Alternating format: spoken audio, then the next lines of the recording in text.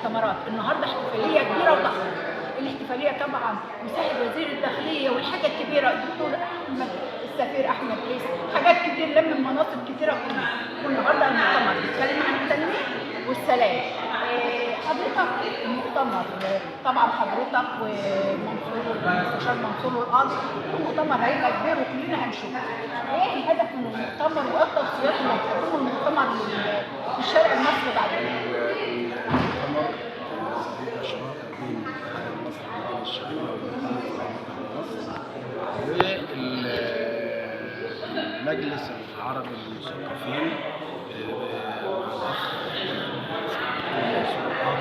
يمن إكيسي. انا مديرة الاعلام مع المستشار منصور، انا والدكتوره هلا فؤاد. واحنا النهارده سعداء ان احنا جايين نغطي المؤتمر. هذا المؤتمر الهدف منه هو بس روح الموده والسماحه بين الشعوب، اللي احنا بنناشد الدوله وبنناشد الدول العربيه بصفه عامه، لانه المؤتمر شراكه بين مصريين ويمنيين وسعوديين وامارات، يعني يعتبر مؤتمر دولي بيضم تحت مسمى الجامعه العربيه او القوميه العربيه. كيف المؤتمر اهوت السفير اللي كلنا طبعا بنحبه اكيد، وازاي حضرتك؟ يعني معنى كده ان المؤتمر جاب كواكب وشخصيات مهمه. والمؤتمر دلوقتي مش اليمن ومصر بس، بالعكس مش بيمثل قمه عربيه. بيمثل قمه عربيه.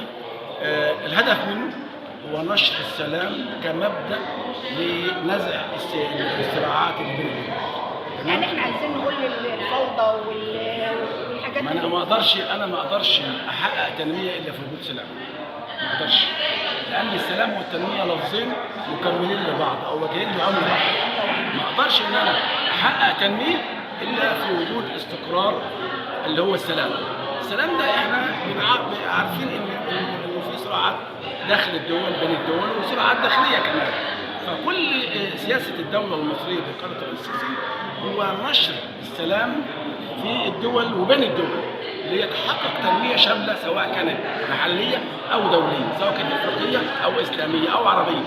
ونحن هذه الروح الطيبه وهذه المشاركه الجميله بتبث رساله للعرب جميعا وللاسلاميين جميعا ان احنا مبدا التسامح ومبدا السلام اساسي بالنسبه لنا في علاقتنا مع الدول ومع الافراد.